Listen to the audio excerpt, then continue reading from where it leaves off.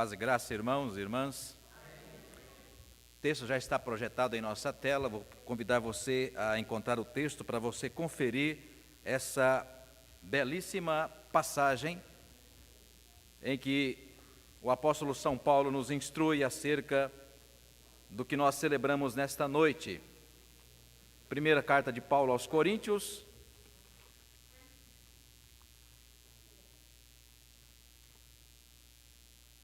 a mensagem da cruz e de como o apóstolo Paulo, interpretando esse tema, lembrando que Paulo fora convertido muito tempo depois dos episódios que mais tarde ele viria a saber, tanto a encarnação de Jesus, filho de Maria, o seu crescimento, depois, claro, a mensagem da morte e ressurreição do Senhor, Pentecostes, tudo isso que a igreja primitiva construiu durante algum tempo. O apóstolo Paulo, então Saulo, havia ficado de fora porque era judeu, radicalmente praticante do judaísmo. Mas, como vocês sabem, Atos capítulo 9, caminhava para Damasco, na Síria, para perseguir a religião nova que nascia, o cristianismo. Foi então que teve o encontro com Cristo, e ali toda a sua história mudou, passando a ser, um pouco mais tarde, o maior missionário de todos os tempos, porque pregou o evangelho em 3 idiomas diferentes, o maior pastor de todos os tempos, ou evangelista, no sentido de que aquele que fundou várias igrejas ao seu tempo, e também, claro, por que não dizer, o maior teólogo de todos os tempos, escreveu metade do Novo Testamento. É deste homem santo que nós estamos agora fazendo menção. Então, primeira carta de Paulo aos Coríntios, capítulo 1, eu vou ler do verso 18 até o verso 31, você pode aí acompanhar conosco. Você encontrou o texto, amém? Amém. Aleluia. Verso 18: certamente a palavra da cruz é loucura para os que se perdem, mas para nós que somos salvos, poder de Deus. Pois está escrito: destruirei a sabedoria dos sábios e aniquilarei a inteligência dos instruídos. Onde está o sábio? Onde está o escriba? Onde o inquiridor deste século? Porventura não tornou Deus louca a sabedoria do mundo? Visto como na sabedoria de Deus o mundo não conheceu por sua própria sabedoria, aprove a Deus salvar os que creem, de novo, pela terceira vez, pela loucura da pregação. Porque tanto os judeus pedem sinais, quanto os gregos buscam sabedoria. Mas nós pregamos a Cristo crucificado, escândalo para os judeus e, pela quarta vez, loucura para os gentios. Mas para os que foram chamados, tanto judeus quanto gregos, pregamos a Cristo, poder de Deus e sabedoria de Deus, porque, pela quinta vez, a loucura de Deus é mais sábia do que os homens, e a fraqueza de Deus é mais forte do que os homens. Continuando, verso 26. Irmãos, reparai, pois, na vossa vocação, visto que não foram chamados muitos sábios segundo a carne, nem muitos poderosos, nem muitos de nobre nascimento. Pelo contrário, Deus escolheu as coisas, sexta vez, loucas do mundo, para envergonhar os sábios. Escolheu as coisas fracas do mundo, para envergonhar as fortes. E Deus escolheu as coisas humildes do mundo, e as desprezadas, e aquelas que nada são, ou que não são, para reduzir a nada as que são. E por que isso? Para que ninguém se vanglorie na presença de Deus. Ainda 30 e 31. Mas vós sois dele, em Cristo Jesus, o qual se nos tornou da parte de Deus sabedoria, justiça, santificação, redenção, para que, como está escrito, aquele que se gloria, glorie-se no Senhor. Amém? O tema da nossa reflexão é esse que está aí. Claro, hoje é domingo de Páscoa em todo o mundo. Por quase 2000 anos, 7 bilhões e meio, hoje, claro, na atualidade, de pessoas na Terra conhecem, se não por fé histórica ou mesmo de forma informacional, o nome de Jesus. 2 bilhões de pessoas na atualidade na Terra se declaram cristãs, entre católicos romanos e, expressão que nós tanto conhecemos no Brasil, evangélicos. Os 6 continentes, mesmo nos países Por exemplo, Coreia do Norte, parte da Rússia e outros cantos, geralmente em países árabes, mesmo nesses países há cristãos. Portanto, não há como ignorar que Jesus é realidade no mundo que nós conhecemos hoje. Amém? E o tema hoje da Páscoa é celebrado e lembrado no mundo todo, em todos os idiomas, dialetos, e hoje até mesmo os indígenas que vivem em regiões distantes de várias partes do país e de fora também do país, com seu celular ali, com seu smartphone, portanto, tendo acesso. Então, muitas mensagens no YouTube, muitas canções. Então, é impossível hoje qualquer ser humano letrado que tenha informação mínima, acesso à mídia, desconhecer o nome de Jesus. Por isso, eu quero falar sobre algo que o apóstolo Paulo, por 6 vezes nesse trecho tão curto, do verso 18 até o 31, usa 6 vezes a palavra loucura. Mas antes eu quero chamar a sua atenção para alguns detalhes que a gente sempre usa aqui para tentar abrir aí a sua curiosidade e também imaginação. Esse trecho do apóstolo Paulo na carta aos Romanos, aliás, aos Coríntios, do verso 18 até o 31, é conhecido como um trecho descrito como uma ironia literária. Há várias formas de você construir um texto. Os mais conhecidos no Brasil, por exemplo, é a poesia, bastante conhecida, ou na Grécia Antiga, no mundo dos filósofos, a retórica é quando você constrói frases bonitas e ao mesmo tempo escondendo o conceito principal, mas ao mesmo tempo já apontando numa direção que você quer que a pessoa compreenda. Portanto, ali é retórica porque ela te coloca num jogo literário para que você possa quase que ser convencida daquele argumento colocado. E no caso específico do texto sagrado, neste texto, o apóstolo Paulo usa da ironia, que é um ritmo, aliás, que é um método literário, sim. Por exemplo, a ironia é você colocar um antônimo. Ao lado da grandeza, você destacar a fraqueza. Ao lado, nesse texto é muito caro isso que Paulo utiliza, ao lado da sabedoria humana, da filosofia, e o contexto que você vai perceber daqui a pouco, da filosofia, do conhecimento humano, Paulo, ironicamente, coloca o quê? A loucura, ou seja, um estado alterado de consciência, alguém que não está de forma lúcida, batendo bem da cabeça. Então é nesse recurso que nós vamos nos ater, que o apóstolo Paulo utiliza para falar da cruz de Cristo. A obra Elogio da Loucura, de Desidério Erasmo, ou Erasmo de Roterdã, mais conhecido, escrita lá, publicada em latim, em Paris, em 1511, de forma também semelhante, Erasmo de Roterdã utiliza nessa obra a literatura da ironia para, por exemplo, criticar a pompa que vivia as autoridades eclesiásticas e imperiais do século XVI. Príncipes, reis, imperadores e até mesmo sacerdotes, padres, a pompa da igreja cristã. Então, de uma forma irônica, ele antagoniza isso e coloca numa condição de crítica, chamado ali de elogio daquilo que não se deveria, em tese, elogiar. Como é que se pode elogiar alguém que está de forma alterada na sua consciência, ou seja, não sabe o que está dizendo, não sabe o que está falando? Então, é também, claro, uma crítica literária ao contexto da sua época. Aliás, Martinho Lutero utilizou-se muito desta obra para também criticar a igreja na teologia e na doutrina, para então nascer a igreja evangélica em 1517, a igreja da qual nós somos filhos. Portanto, nós vamos fazer aqui rapidamente uma relação entre loucura e ironia, e aí destacando alguns elementos, coisas e pessoas, tá? Nós temos algumas coisas para pensar em termos dessa relação entre ironia e loucura na história. Por exemplo, este é basicamente, ou pelo menos de forma imaginativa, uma suíte de um sacerdote em Jerusalém. Claro, com todo o estilo romano.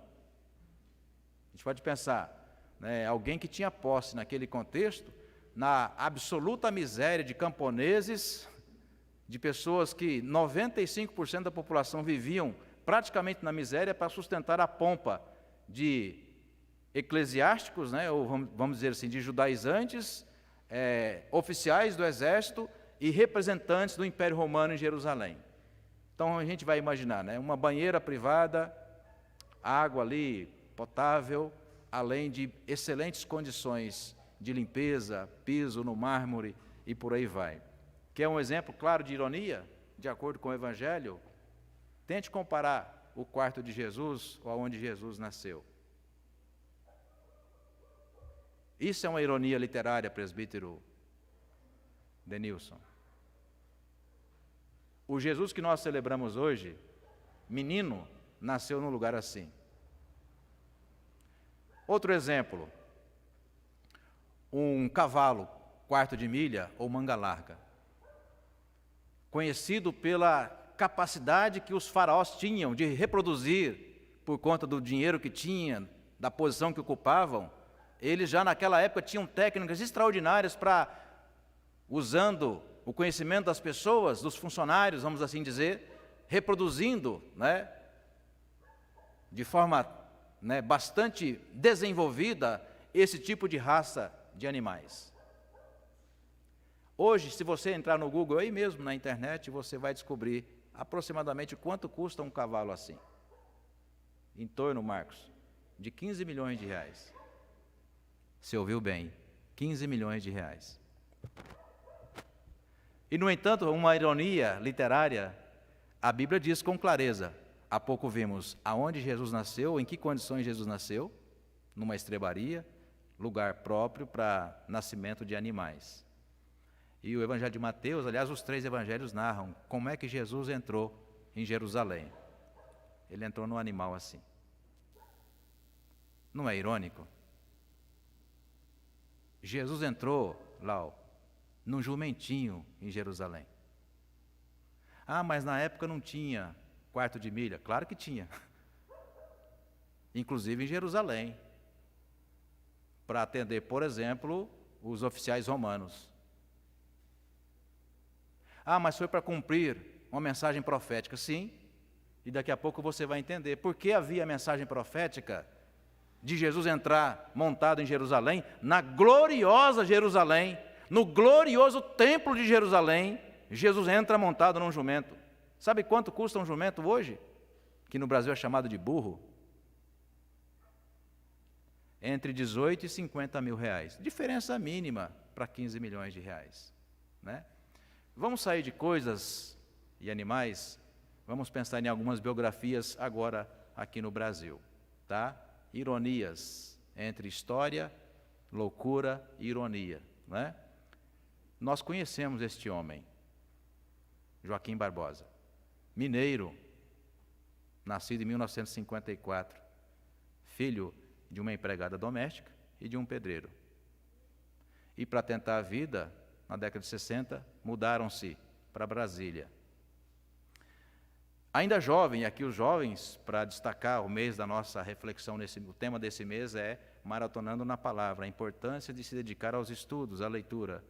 Antes mesmo de entrar na universidade de Direito, que ele fez na UNB em Brasília, antes mesmo de entrar na universidade, sem nunca ter pisado numa sala de colégio particular, até porque naquela época quase que nem existia, na década de 60, ele já sabia ler em 4 idiomas fora o português. Lia italiano, lia francês, lia inglês e lia alemão. Temos aqui alguns representantes. A gente acha que este homem preto, de família pobre, ficou famoso depois que ele entrou no Supremo Tribunal Federal. Não. Em menos de 40 anos, ele passou num concurso público, o seu primeiro, para ser oficial da chancelaria brasileira. Pelo conhecimento que tinha, pela fluência em 4 idiomas e, claro, por passar num concurso público, e foi trabalhar na Finlândia, em Helsinki, na chancelaria brasileira. Depois ele volta, alguns anos depois, passa num concurso como procurador do Estado. Mais tarde, professor universitário. E depois, muito mais tarde, mas muito mais tarde mesmo, é que ele será ministro do Supremo Tribunal Federal. Uma ironia. Preto, pobre, sem nunca ter estudado em bons colégios, chegar aonde chegou. Ironia da história. Tem um outro exemplo. E esse é Fernandes, viu, Marcos? Mas não da sua família. Talvez até seja, né? Na história do sobrenome. Florestan Fernandes, filho de uma mãe solteira, que na década de 30 morava com a patroa, a sua mãe e ele. E na casa da patroa encontrou vários livros, inclusive livros de sociologia. E ele se interessou e começou a estudar. Eu vou resumir apenas uma coisa. Quando ele chegou na mocidade, com 21 anos de idade, ele havia parado o que nós hoje chamamos de ensino segundo grau. Por quê? Porque para ajudar no recurso familiar ele precisou sair da escola. Realidade muito comum ainda hoje no Brasil. Para ajudar na família, que era apenas a sua mãe, ele precisou de deixar os estudos. E então, mais tarde, quando melhorou a situação, querendo ir para a universidade, ele fez o que alguns de vocês conhecem a expressão, porque talvez até fizeram, lá na década de 60 ou 70, o madureza. Alguém conhece? Madureza. Mais tarde, na nossa época, a gente chama de supletivo. É quando você faz, em um ano só, você elimina aqueles 3, né? Se for bem nas provas, né, professora Priscila, e conseguir passar, e enfim, né, resolve em um ano resolve 3. E então ele fez o madureza, terminou as atividades, completou o ensino médio, então estava habilitado para ir para a universidade. Aqui em São Paulo, na USP, em 1939, foi, Selma, o seu primeiro exame. Sabe um detalhe? Na década de 40, a segunda língua estudada no Brasil não era o inglês nas escolas, inclusive públicas, né? Aliás, públicas, porque a maioria era mesmo pública. A segunda língua estudada no Brasil era o francês. E o que é curioso, que quem tinha acesso ao francês e que ia para a universidade, que eram pouquíssimas, a USP vai nascer exatamente em 1933, 7 anos depois, quando ele vai entrar na universidade. Então, o exame era feito em francês, e ele não sabia disso. Aí ele chega, se apresenta, faz a inscrição, que não era vestibular, mas era uma prova eliminatória. Então, naquela classe, com 40 ou 50 pessoas candidatas, ele recebe a prova e descobre que a prova está em francês, Milton. E ele não lia francês. E ele levanta a mão e pede para o professor que estava dirigindo aquela prova, simplesmente Roger Bastide, francês que fundou a Escola de Sociologia no Brasil, na USP. Ele levanta a mão e diz: mas está em francês, eu não leio francês. Não dá para colocar uma prova em português? E então Roger Bastide vira-se para o seu auxiliar, em tom de ironia, veja a relação, loucura e ironia. Em tom de ironia, ele diz: vamos dar uma prova em português para ele, porque se ele não lê francês, certamente não vai passar. Colocar a prova em português, passou em primeiro lugar. Antes do final da década de 50, aliás de 40, que se me engano não estiver, foi em 49, terminando o seu mestrado, ele já era um dos assistentes na cadeira de Sociologia da USP. Um ex-engraxate de sapato, um ex-balconista de bar no centro de São Paulo, e detalhe, um pouco mais tarde seria, por exemplo, professor de Fernando Henrique Cardoso, filho de família nobre, sobrenome nobre do Brasil, filho de chanceler, e por aí vai. As ironias da vida. Pastor, mas o que mais? Eu quero mostrar para você essa... Opa! Pode passar para mim aí, Jefferson, por favor? Aqui. Aí. José Manuel da Conceição. Outra ironia, só que agora tem a ver conosco. Presbiterianismo no Brasil. Este homem ficou conhecido como padre protestante. Você já conhece, ou já ouviu falar dessa história? Padre protestante, estudou teologia católica no Brasil, filho, até porque pelo próprio nome, né, José Manuel da Conceição, Concepção de Maria, né, mãe de Jesus, então de família tradicional católica. Este homem fez teologia católica, estudou para ser padre, foi ordenado padre e começa a trabalhar como padre. E durante muitos anos, ou pelo menos em torno de 15 anos, ele vai ser, como se diz, transferido de cidade em cidade, em média 1 ano ou 2 anos, e por uma causa muito curiosa, irônica inclusive, Miriam, sabe por quê? Porque mesmo como padre, era praticamente o único que lia a Escritura, a Bíblia, como lia. Apaixonado pela Escritura, maratonando na Escritura, e de acordo com o depoimento dele, depois que ele leu os 3 primeiros capítulos de Gênesis, ele começou a entrar em pânico teológico, doutrinário, porque ele fora ensinado e fora, como se diz, preparado para ser padre, num tipo de doutrina que contrariava a sua própria leitura e interpretação da Escritura. Por isso, seus próprios colegas católicos deram-lhe o apelido de padre protestante. E um pouco mais tarde, deixa a Igreja Católica, o pastorado católico, e torna-se o primeiro pastor presbiteriano brasileiro. E eu vou terminar uma última biografia. Esse vocês conhecem, Jorge Bertolazzo Stella. Jorge Bertolazzo Stella, pastor da nossa primeira igreja de São Paulo durante muitos anos, quase 20. Sabe o que chama a atenção desse homem? Ironia. Ele chega em São Paulo, vindo do interior, Cleide, aos 19 anos de idade, analfabeto. Vem do interior do estado, vem para São Paulo, a sua primeira profissão é carroceiro em São Paulo, na década de 50. E uma frase feita que sempre me chama a atenção nesse homem é, aspas, desde quando aprendi a ler, o sol nunca mais me apanhou na cama. Sabe como ele termina a sua biografia? Não apenas como pastor, mas como uma das maiores autoridades em sânscrito, cultura indiana, na USP. Na USP. Apaixonado pela Escritura, apaixonado pela leitura. Por que o senhor está dizendo isso, pastor? Porque quando nós vamos para o texto do apóstolo Paulo, irmãos e irmãs, e agora eu quero que você volte para lá, ou para que vocês voltem para lá, nós vamos encontrar exatamente esse tipo de coisas extraordinárias quando alguém se apaixona por Jesus. Quando alguém se apaixona pela Bíblia, pela palavra de Deus. Quando alguém se apaixona pela palavra de Deus, essa pessoa vai construir uma história pessoal, que a gente chama na disciplina de interpretação, disciplina de 3 níveis: entender, compreender e interpretar. Basicamente, o primeiro estágio da compreensão nasce do entendimento, ou seja, eu entendo porque alguém me explica. E a maioria dos crentes, irmãos e irmãs, se limita a esse primeiro estágio da fé cristã. Não produzem autonomia espiritual e também de conhecimento, de sabedoria, porque sempre dependem de alguém explicar a ele a Escritura.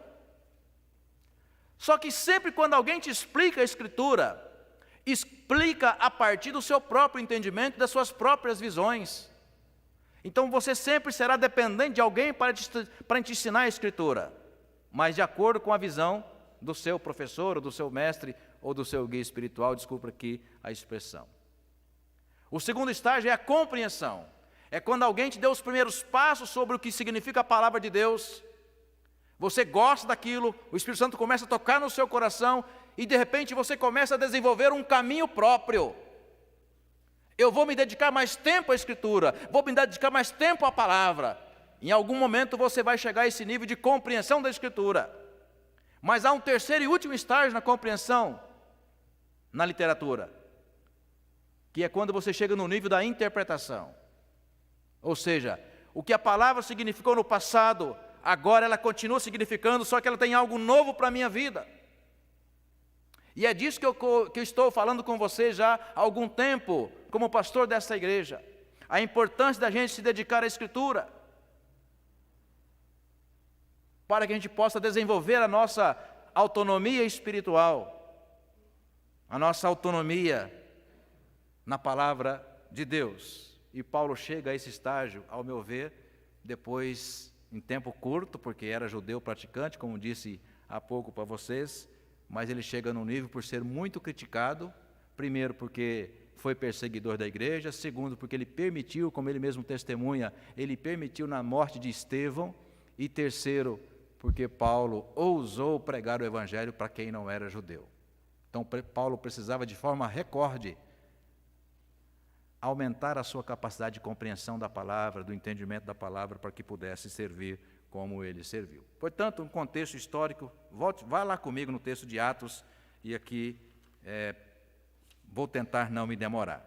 Por que Paulo fala dessa forma, o apóstolo Paulo utilizou o recurso da ironia para falar o texto sobre a cruz, sobre a Páscoa, ainda que não fale a palavra Páscoa aqui, mas fala como o elemento central, porque ele fala da cruz de Cristo. Atos capítulo 17, abra comigo o texto.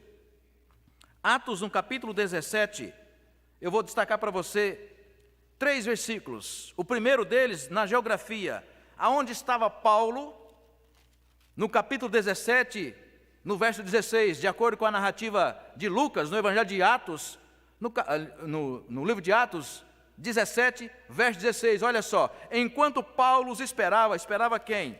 Esperava, se você ver, Paulo e Silas em Bereia, os companheiros de missão, na terceira viagem missionária. Então veja só, verso 16, enquanto Paulo os esperava, em Atenas, o seu espírito se revoltava em face da idolatria dominante na cidade. Então, onde estava Paulo naquele contexto? Paulo estava simplesmente em Atenas. Primeiro berço da civilização ocidental. Os principais pensadores que esse mundo conheceu antes de Cristo nasceram em Atenas. Sócrates, Platão, Aristóteles, toda essa gente que construiu o que mais tarde a cultura romana chamaria de civilização. Paulo estava lá, na Grécia, e de repente fica sabendo que ali havia um espaço que filósofos utilizavam há séculos para discutir as coisas do mundo, o conhecimento, a sabedoria. E de repente ficam sabendo que Paulo tinha uma boa oratória e convidam a ir para lá. Se conhece.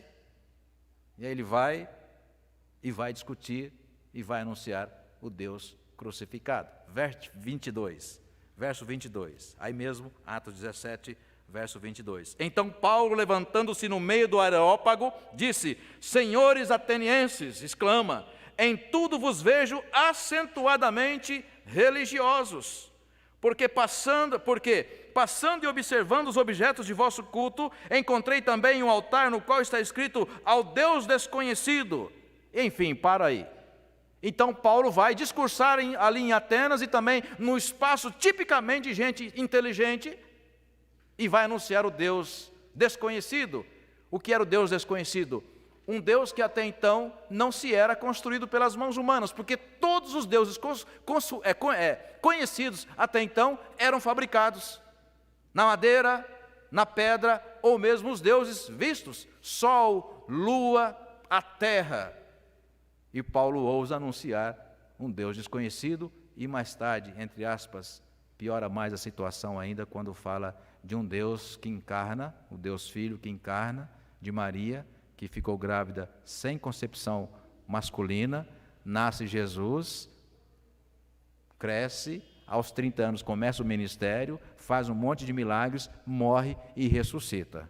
Aí os judeus falam assim, os gregos, tá bom, numa outra ocasião a gente vai ouvir você sobre isso. Por isso, mais tarde, e aqui eu quero chamar a sua atenção para o capítulo 18. Quando ele sai de Atenas, ele vai para onde? Aí Atos, capítulo 18, verso 1. Atos 18, verso 1. Depois disto o quê? Depois de estar em Atenas, discursar para filósofos, Paulo vai para onde? Deixando Paulo Atenas, partiu para Corinto. Verso 11. E ali permaneceu 1 ano e 6 meses, ensinando entre eles a palavra de Deus. Talvez agora você pergunte, pastor, por que o senhor leu esse texto? Exatamente porque, ao ler o texto que nós acabamos de conferir em Atos, nós vamos descobrir a razão de Paulo, Leila, ter escrito como ele escreveu sobre a cruz de Cristo aqui em Corinto. E ele usa de ironia porque ele está focando 2 círculos de pessoas. Ele usa o círculo do templo máximo do conhecimento humano, a filosofia grega. Mas também ele pega como referência os judeus praticantes da religião em Jerusalém. E por isso ele decide, creio, inspirado por Deus, pelo Espírito Santo, fazer de ironia. Por isso ele vai dizer que os gregos, buscam sabedoria e os judeus querem sinais. E é isso que, de forma rápida, eu quero compartilhar com vocês. Por que a cruz, deve ser vista como um empoderamento da loucura? Porque Paulo responde isso, e eu quero que você chamar a sua atenção para alguns detalhes do texto. Vamos pelo verso 25, 1 de Coríntios, capítulo 1, do 18 até o 31, mas agora o primeiro destaque é do verso 25. Porque a loucura de Deus é mais sábia do que os homens, e a fraqueza de Deus é mais forte do que os homens. Então Paulo pega 2 elementos de contradição, e ao mesmo tempo 2 elementos que mostram essa ironia entre aquilo que as pessoas esperavam e aquilo que Deus decide fazer. E o que é curioso aqui, amados irmãos e irmãs, que Paulo fala da loucura em contraponto ao quê? A loucura de Deus em contraponto à sabedoria humana. Mas houve o tempo que Deus utilizou o conhecimento humano para revelar ao ser humano. Qual foi esse tempo, pastor? Quando Deus se manifesta através das leis, dos mandamentos, dos estatutos, da fala dos profetas na língua do povo durante séculos e mais séculos. Irmãos e irmãs, Deus falou na língua do povo e tentou comunicar-se com o povo de forma que o povo conhecesse e tivesse plena clareza do projeto de Deus. Então não foi falta de conhecimento, porque Deus se manifesta na língua que você entende. Deus utiliza meios e situações para que você, na sua língua, na sua cultura, ao seu modo de entender, você perceba Deus.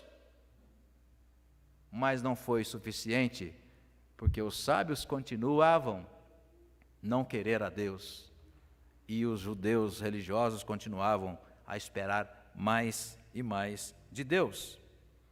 Abra comigo um texto, para você perceber então. Onde estaria, pastor? Já que o texto fala da loucura de Deus em contraponto à sabedoria humana, o que é a loucura de Deus, então, nesse contexto? A loucura de Deus é: agora não vou mais falar na língua que vocês entendem. Vou usar de ironia. Por quê? Porque eu vou alcançar apenas aqueles que eu escolhi. Deus agora vai apenas escolher ou manifestar de forma clara aos seus escolhidos. Daí Jesus dizendo, abra comigo o texto, Mateus 11, versos 25 a 27. Mateus 11.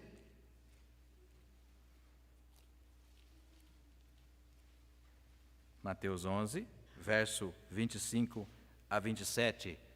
Jesus, que entrou em Jerusalém, não montado num cavalo puro sangue, mas de forma irônica, num jumentinho, também agora não fala aos sábios e entendidos, às pessoas de autoridade em Jerusalém, mas fala às pessoas, entre aspas, aquelas mesmas desvalidas, que ninguém mais dava atenção em Jerusalém, até porque não tinha, como diz na minha terra, não tinha nem eira e nem beira. Jesus profere assim para aquelas pessoas, de forma, diríamos, comparando a sabedoria de Deus com a sabedoria humana, a força de Deus com a fraqueza de Deus. Então Jesus diz, verso 25, porque naquele tempo, por aquele tempo, exclamou Jesus, graças te dou, ó Pai, Senhor do céu e da terra, porque ocultaste estas coisas aos sábios e instruídos e as revelaste aos pequeninos. Sim, ó Pai, porque assim foi do teu agrado.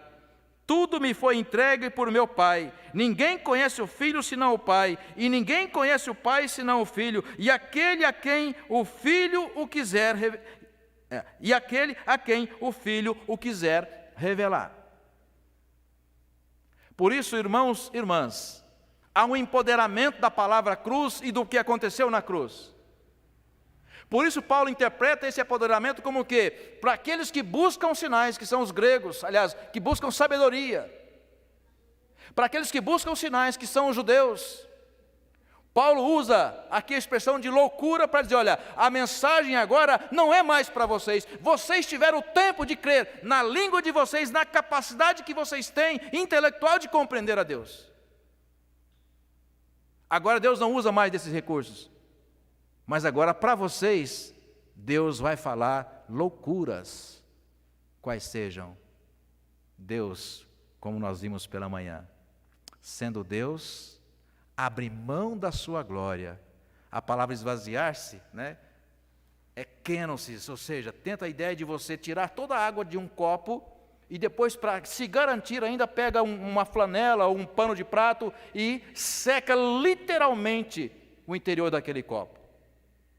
Kenosis em grego dá essa ideia, que o tempo todo Jesus é Deus, em mais nenhum momento Jesus age como Deus. Porque ele está exatamente na condição de servo, humilhado, prostrado para fazer representar a nossa condição. Por isso Paulo vai dizer nas suas cartas tantas vezes, porque ele se fez maldito, se fez pecado por nós. Ele assumiu a nossa condição. E portanto, irmãos e irmãs, isso é o empoderamento da loucura, porque na cabeça dos judeus, que esperavam um Messias glorioso, na cabeça dos filósofos e sábios entendidos, isso é um completo absurdo.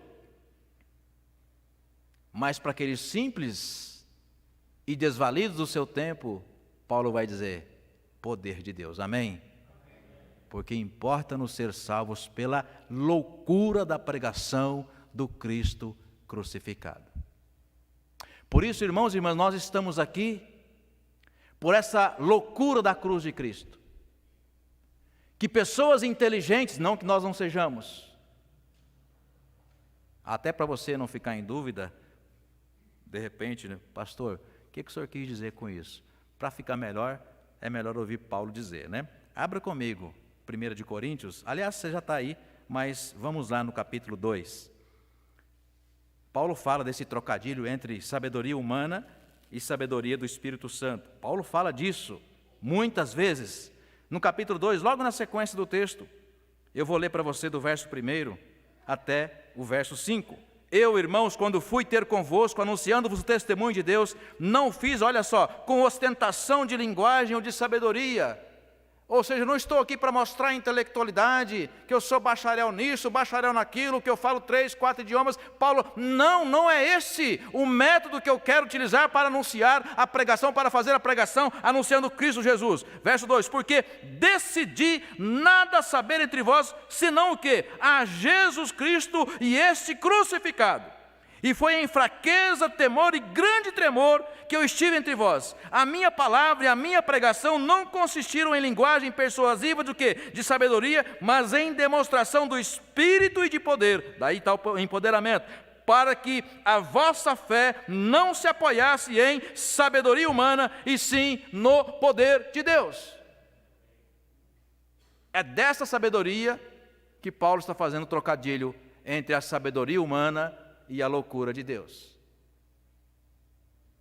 Ainda no capítulo 2, versos 12 a 14, na sequência.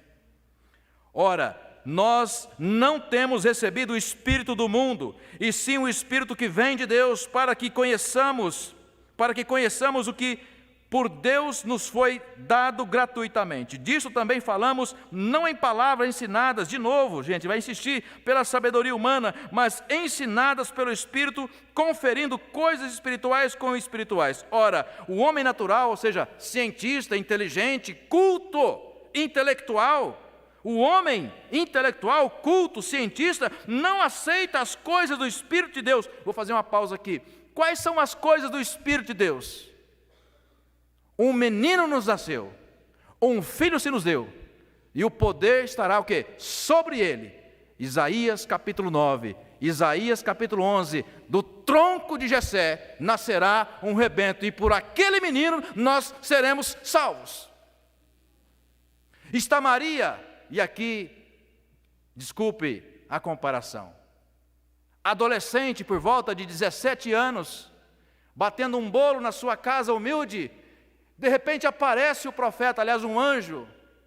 Salve, agraciada Maria, o Senhor é contigo. E anuncia que ela engravidará e darás à luz a um filho, e este se chamará Emanuel. Mas como assim? Vocês conhecem o texto. É disso que Paulo está falando agora na carta aos Coríntios.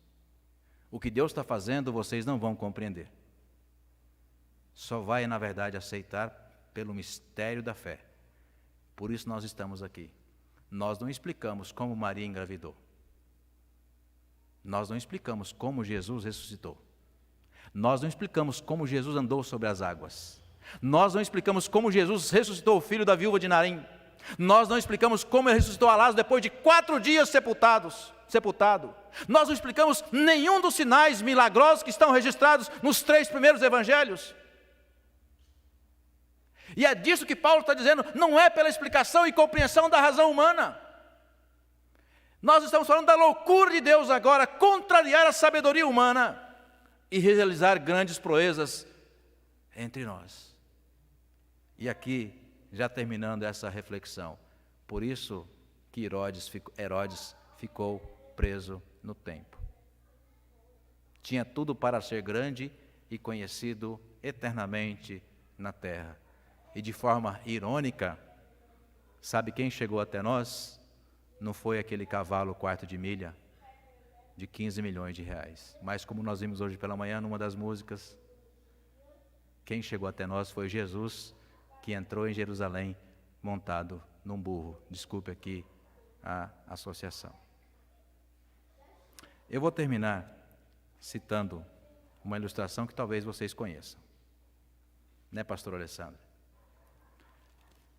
Certa feita, quando Jesus disse aos seus discípulos, vão até um determinado lugar e busquem para cumprir a profecia de Isaías e tragam um jumentinho, porque eu vou precisar dele. Então, de repente, chegam os discípulos com aquele jumentinho. Vocês conhecem a ilustração? Conhecem? Né? Então, quem não conhece vai ouvir pela primeira vez. E então, Jesus monta aquele jumento. E como vocês sabem, Mateus 21 em diante, quando Jesus está entrando em Jerusalém, uma multidão saúda Jesus, né?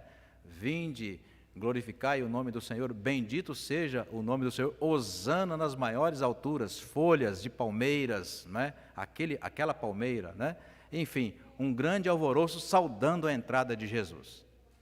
E de repente, quando termina aquela festa, o jumentinho volta para casa, feliz da vida, e vai contar para sua mãe. Mãe, você não sabe o que aconteceu comigo hoje. O que foi, meu filho?